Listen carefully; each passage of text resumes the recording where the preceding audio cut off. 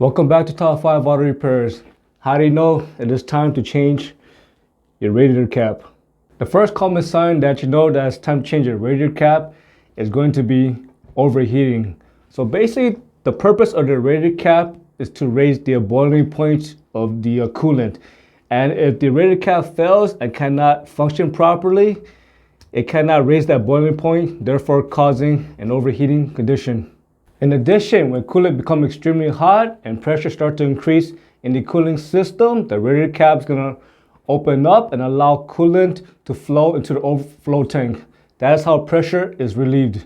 When pressure cannot be relieved caused by a faulty radiator cap, all that pressure is going to stay in the cooling system and it's going to cause an overheating condition. When there's an overheating condition, this is going to cause any weak spot in the cooling system to fail, such as the water pump seal, such as radiator hoses, such as heater core hoses, such as the radiator might start to crack and burst, and so on. The next common sign that you know it's time to change your radiator cap is going to be a leak.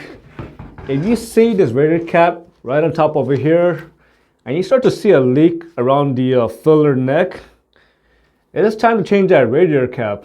The next common sign that you know that it's time to change your radiator cap is going to be a collapsed radiator hose.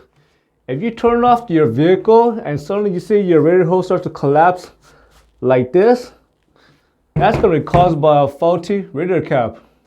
When you turn off the engine and coolant starts to cool, coolant from the overflow tank is going to flow back straight into the radiator. However, if the radiator cap is faulty, coolant cannot flow back to the radiator, therefore it's going to cause a negative pressure, again causing your radiator hose to collapse. Again, if coolant cannot flow back to the radiator, that means coolant is constantly getting pushed into the overflow tank.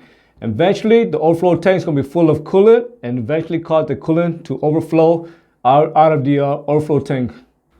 The next common symptom of a bad radiator cap is going to be air is constantly entering the cooling system and causing the engine to overheat. When the radiator cap seal fell, it's going to allow air again to enter the cooling system, again contributing to overheating.